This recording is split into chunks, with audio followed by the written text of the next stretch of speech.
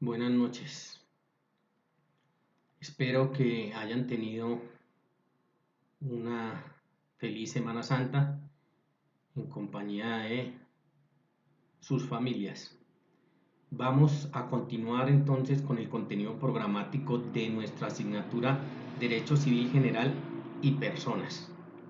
Vamos a trabajar esta semana el 13 y el 15 avanzando en nuestro contenido, y la semana del 20 al 24 realizaremos la actividad académica para sacar la segunda nota. Tenemos plazo hasta el 26, entonces estamos bien de tiempo. Estábamos mirando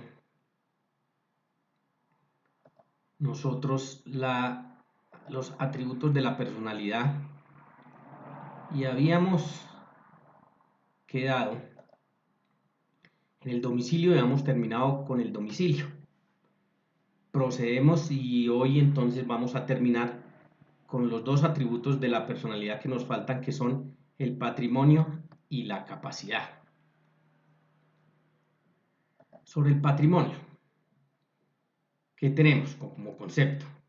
Patrimonio es el conjunto de derechos y obligaciones que constituyen una universalidad de derechos susceptibles a una valoración pecuniaria, medible en dinero.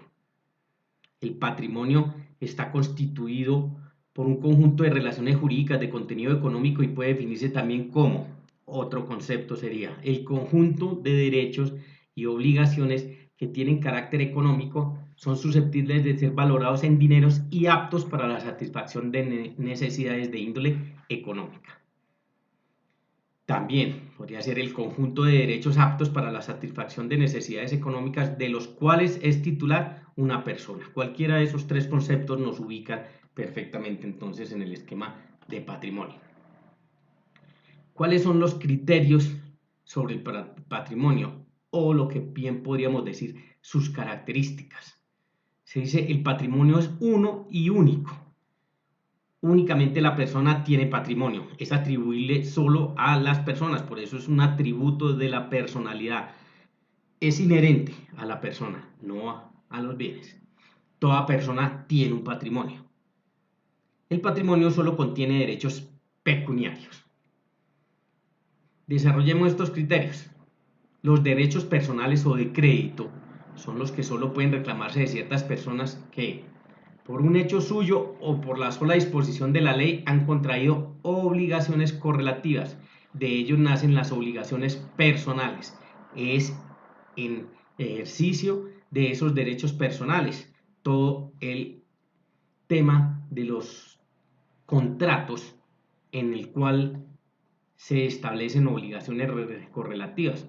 Por eso, en muchas de las preformas y en muchos de los contratos ustedes encuentran que una de las cláusulas dice obligaciones a cargo del vendedor y entra y las enumera. Obligaciones a cargo del comprador, lo mismo entra y las enumera.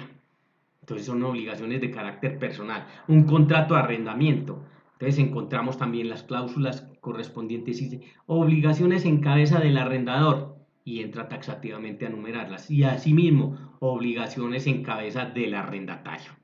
Para que derivado de estos derechos personales pues se constituyan esas obligaciones correlativas y hablamos obligaciones personales, es que en Colombia son susceptibles de hacerse cumplir.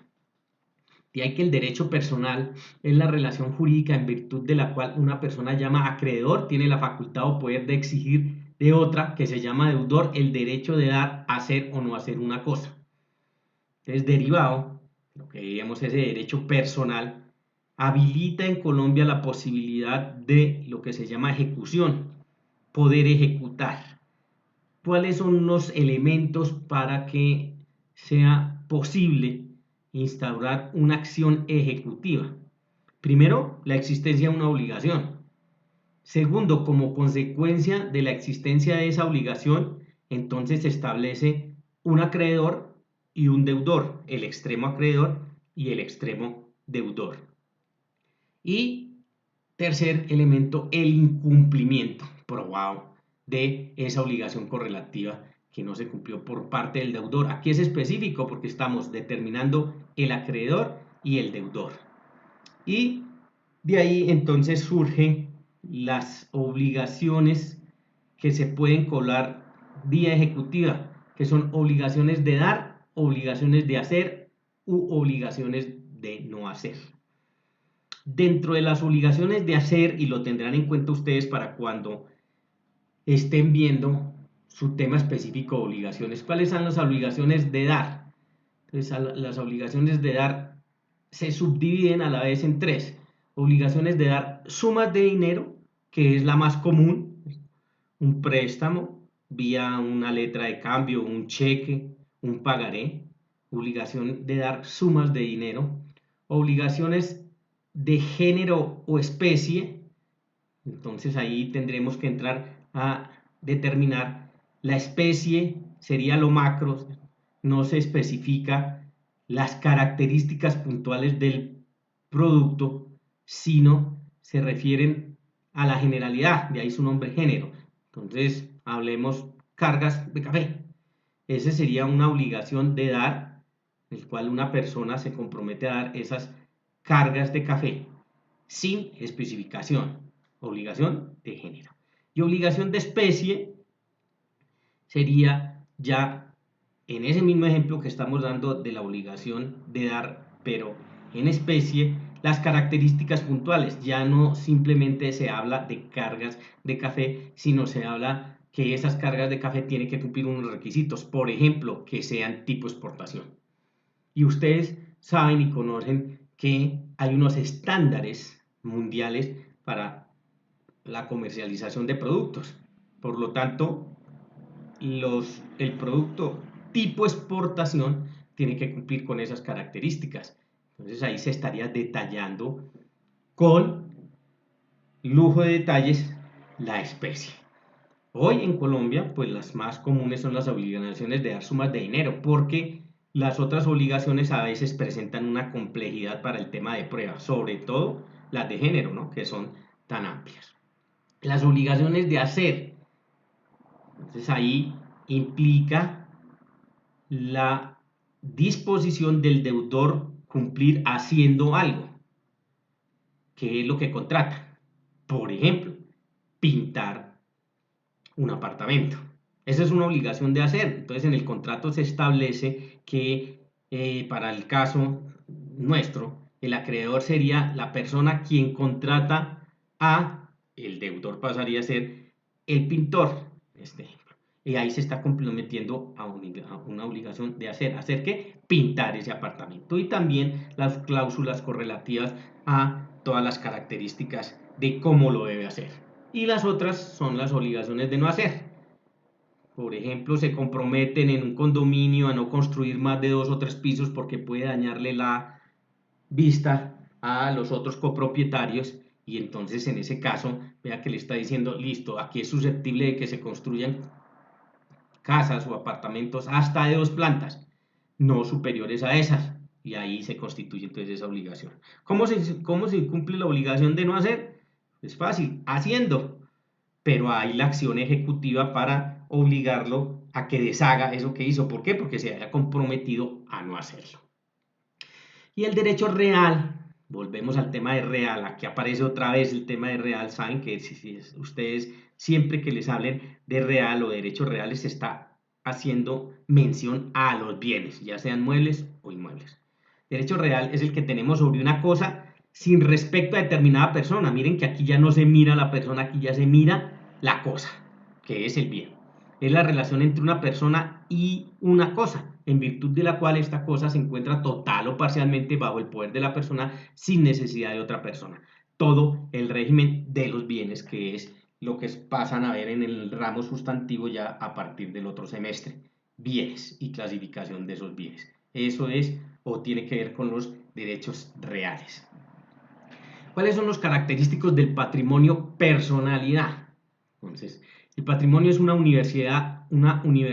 universalidad jurídica como concepto abstracto. Entonces, los bienes y obligaciones contenidas en el patrimonio forman lo que se llama una universalidad de derecho.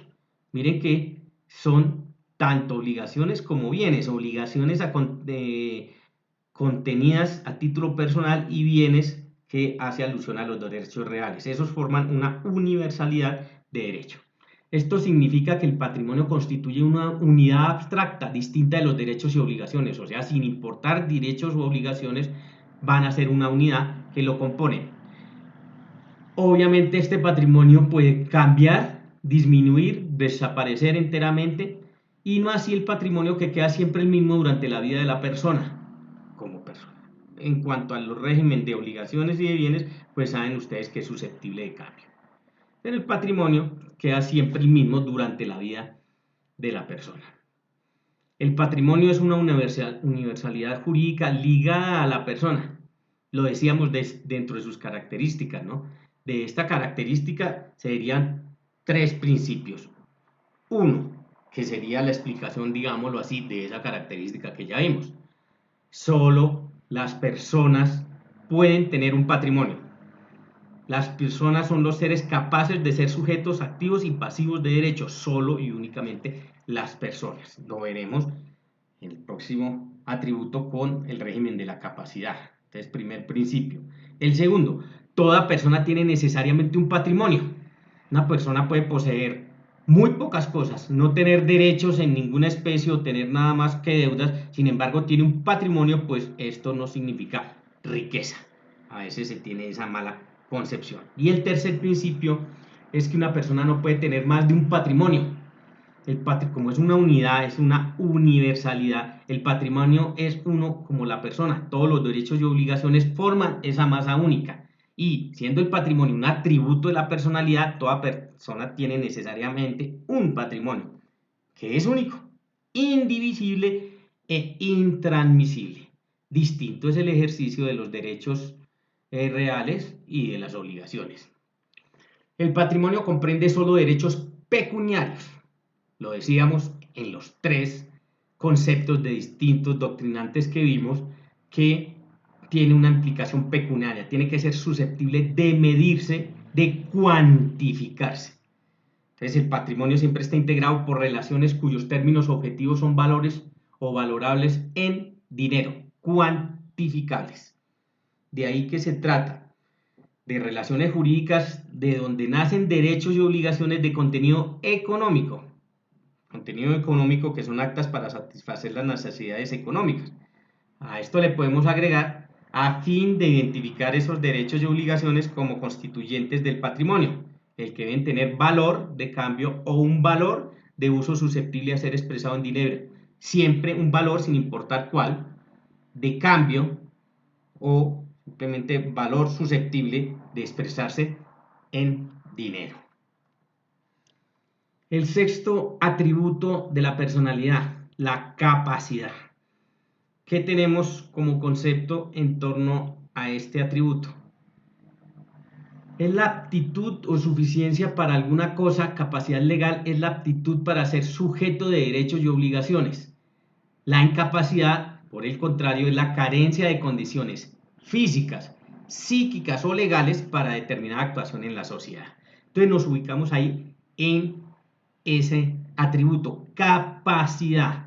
De ahí que siempre nosotros los abogados nos estamos cuestionando quién es capaz y quién no, porque eso va a determinar que pueda ser sujeto de derechos y de obligaciones. Mientras los incapaces, por decirlo así, y por su condición, no importando que sea psíquica, física o legal, pues no estarían en capacidad de ejercer esos derechos y contraer esas obligaciones. De ahí que la capacidad legal reconocida a una persona no constituye derecho adquirido, sino la facultad de ejecutar válidamente ciertos actos y adquirir determinados derechos. Es capaz para hacerlo, adquiere la capacidad para hacerlo. Dentro de las clases de capacidad que tenemos, la capacidad de goce o de derecho, que es la aptitud de la persona para adquirir derechos, capacidad adquisitiva o esencial, de goce o de derecho. La capacidad de ejercicio, de voluntad o de hecho, es aquella que la persona tiene para administrar por sí sola sus derechos, para ejercerlos sin el ministerio o autorización de otra persona. Se conoce como legal. Entonces, estas dos clasificaciones en muchos de los doctrinantes ustedes la encontrarán como una capacidad de derecho, que es aquella para adquirir derechos como capacidad adquisitiva, por eso se llama también de uso goce, y sería un gran grupo. Y el otro gran grupo sería la legal, que también se conoce como ejercicio de voluntad o de hecho, en el cual se le permite entonces en Colombia que la persona haga uso, ¿cierto? Ejercite por sí sola sus derechos, sin necesidad de que otra persona lo tenga que autorizar, gozando de capacidad. Toda persona es esencialmente capaz, excepto aquellas que la ley declara como incapaces. La capacidad es la regla, la incapacidad es la excepción. Entonces se parte la premisa de la capacidad y se trabaja el régimen de capaces, quiénes son capaces para adquirir derechos y obligaciones, y como excepción estaría todo el régimen de la incapacidad, que ya saben ustedes que puede ser por aspectos o condiciones físicas, psíquicas o legales. Dentro de las clases de incapacidad, esto porque ya vimos las clases de capacidad, el punto 2, 6.2. Ahora vamos a ver las clases de incapacidad en dos grandes regímenes. Uno, absoluta, incapacidad absoluta, y vamos a ver a quiénes involucra, y otra, una incapacidad relativa, porque por las condiciones se establece y se pueden ubicar entonces dentro de una incapacidad absoluta o dentro de una incapacidad relativa. Dentro de la absoluta, ¿a quiénes tenemos allí? A los dementes, que son aquellos que sufren debilidad mental, no pueden formar rectos juicios, no están en condiciones de expresar su voluntad jurídica. Por eso, a ellos se les cataloga y se les clasifica como incapaces. Estamos hablando en el ejercicio como atributo de la personalidad de que pierde la capacidad. Resulta que al tornarse en incapaces requieren necesariamente de otra persona para que les administre sus bienes. ¿Por qué? Porque ellos no pueden hacerlo, no pueden formar rectos juicios, no están en esas condiciones de expresar su voluntad, y entonces allí aparece o las familias o los familiares o el Estado para determinar quién es la persona idónea para que les administre esos bienes. Es toda enfermedad mental, ya como de definición de incapacidad absoluta, enfermedad mental, cualquiera sea su denominación, hay muchísimas en el argot médico, que altere, restrinja o destruya la voluntad, va a afectar la voluntad y por eso no pueden expresarla. Los actos y contratos del demente posteriores al decreto de interdicción serán nulos. Entonces, ¿a qué se hace alusión aquí? Posteriores al decreto de interdicción. La interdicción, ¿qué es? En el fondo, es el concepto, es el veredicto en el cual se determina que esa persona no puede formar rectos juicios, que no está en condiciones de expresar su voluntad. Pero eso tiene que ser decretado. Por eso se dice que esos actos o contratos posteriores a que ya existe una interdicción serán nulos. Aunque se alegue que se celebraron en un intervalo de lucidez. Por el contrario, los actos o contratos celebrados sin previa interdicción judicial serán válidos, a menos que se pruebe que el que los ejecutó estaba demente. Entonces vean que todo estriba, claro, en el ejercicio de la posibilidad de la voluntad, pero el Estado cómo la determina a través de un decreto de interdicción. Y ahí estriba. Dentro del ámbito, cuando ya está declarado interdicto, pues siempre serán nulos. Y si llega a contraer obligaciones, a manifestar, a expresar su voluntad jurídica en cualquier otro tipo, ejemplo de contrato, pues habría que mirar, porque si no ha sido declarado interdicto, en principio se tienen como válidos, a no ser que sobrevenga una prueba que los ejecutó estando bajo el estado de demencia. Entonces ese es un primer grupo que encuadra o enmarca dentro de la incapacidad absoluta. La incapacidad absoluta también, o cuáles ingresan allí también, los impúberes. ¿Quiénes son los impúberes en Colombia? Se llama infante a todo niño menor de 7 años. Impúber al varón que no ha cumplido los 14 años y a la mujer que no ha cumplido los 12 años. Menores adultos al que ha dejado de ser impúber y mayor el que ha cumplido los 18 años. Entonces son estándares. Claro, en régimen de incapacidad absoluta, obviamente entran el infante, que es todo niño, sin importar su sexo, menor de 7 años. Y los impúberes, a los que nos estamos refiriendo, que está establecido que en Colombia son los varones que no han llegado a los 14 años y las mujeres que no han cumplido aún los 12 años. Allí se establece una diferencia de edad. ¿Por qué? Porque está comprobado científicamente que en el desarrollo del ser humano, las mujeres, el género de las mujeres, alcanza más rápido los grados de madurez, grados de desarrollo, que los varones. Por eso esa diferencia, que los varones a los 14 o hasta los 14 y las mujeres hasta los 12. Después tenemos los menores adultos, que nos dice la definición que han dejado de ser impúberes. Tendríamos a los varones entre los 14 y los 18 años. Ese sería un menor adulto. Y respecto a las mujeres sería entre aquellas entre los 12 años y los 18 años. ¿Por qué? Porque a partir de los 18 años sabemos que en Colombia está establecido que se cumple la mayoría de edad. Se preguntarán, ¿qué pasa en el interregno de los menores adultos? Porque aquí estamos hablando de incapacidades absolutas, pero de los impúberes hacia abajo, digámoslo así, por edad. Por lo tanto, menores adultos pueden, y veremos, ejercer algunos tipos de contratos porque está así dispuesto por la ley y serían habilitados especialmente teniendo la calidad de menor adulto para realizarlo. O se trataría simplemente de una capacidad relativa, no absoluta. Aquí estamos hablando de las absolutas y por eso partimos por edad de los impúberes para abajo. Incluye impúberes e infantes. Otros grupos de personas que enmarcan dentro de la incapacidad absoluta. Tendremos los sordomudos que no puedan darse a entender por escrito, por cuanto su doble deficiencia, sordos y mudos, su deficiencia orgánica, que es doble, no les permite expresar su voluntad claramente. Otra vez, el ejercicio del poder expresar su voluntad. Ni tener recepción o conocer lo que se les transmite, salvo que por medio de la escritura puedan manifestar esa voluntad o comprender lo que se les transmite. Los sordomudos sí pueden expresar con claridad su consentimiento por signos manifiestos, contraen matrimonio. Entonces, si ellos pueden expresar con claridad su consentimiento, sí.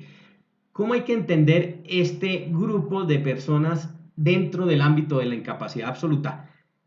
Los sordomudos, pero que no puedan darse a entender por escrito. Esa es el límite, esa es la determinación para definirlos como incapaces absolutos. Porque si el sordomudo se puede dar a entender por escrito, adquiere capacidad o estaría dentro del rango de la capacidad.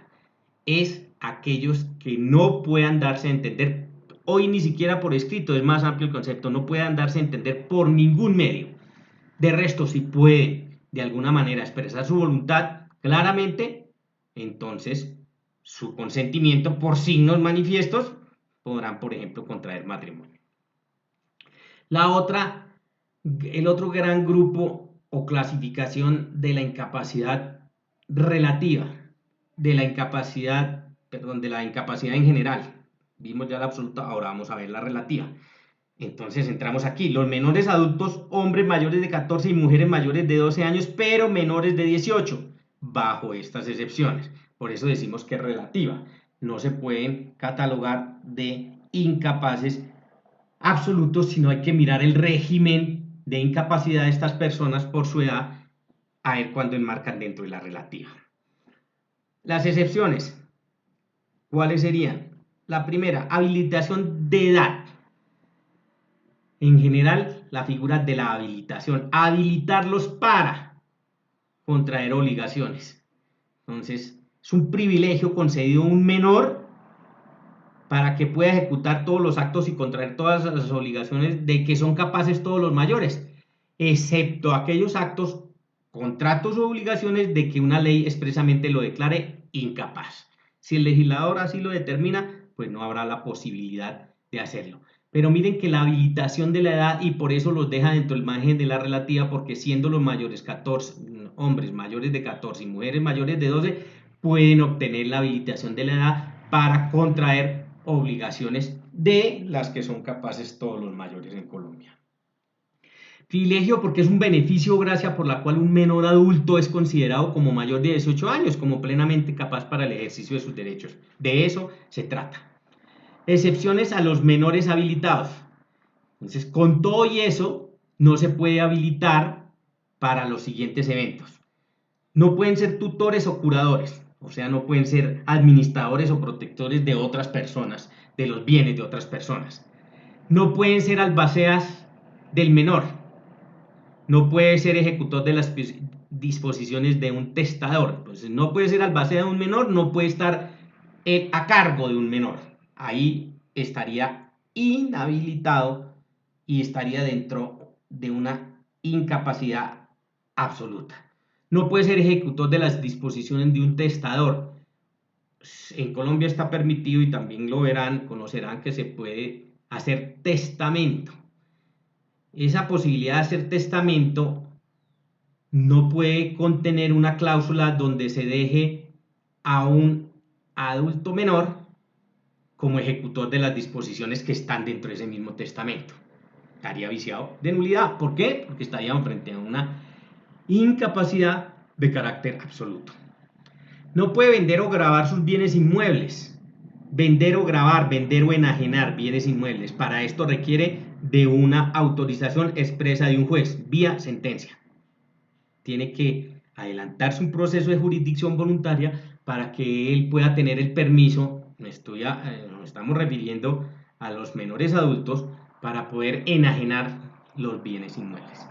Ni aprobar las cuentas de su tutor o curador. Cuando está bajo el cuidado de un tutor o curador, él no está habilitado para aprobar esas cuentas, también tendrá que ser vía juez de familia.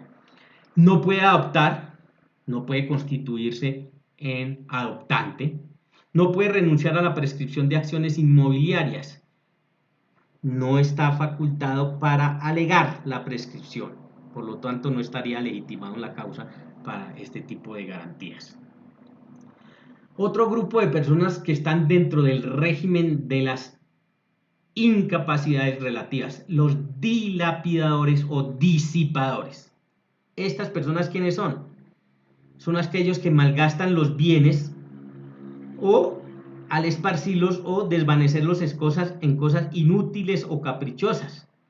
Debe limitarse por cuanto los bienes están para cumplir un cometido y no para abusar de ellos.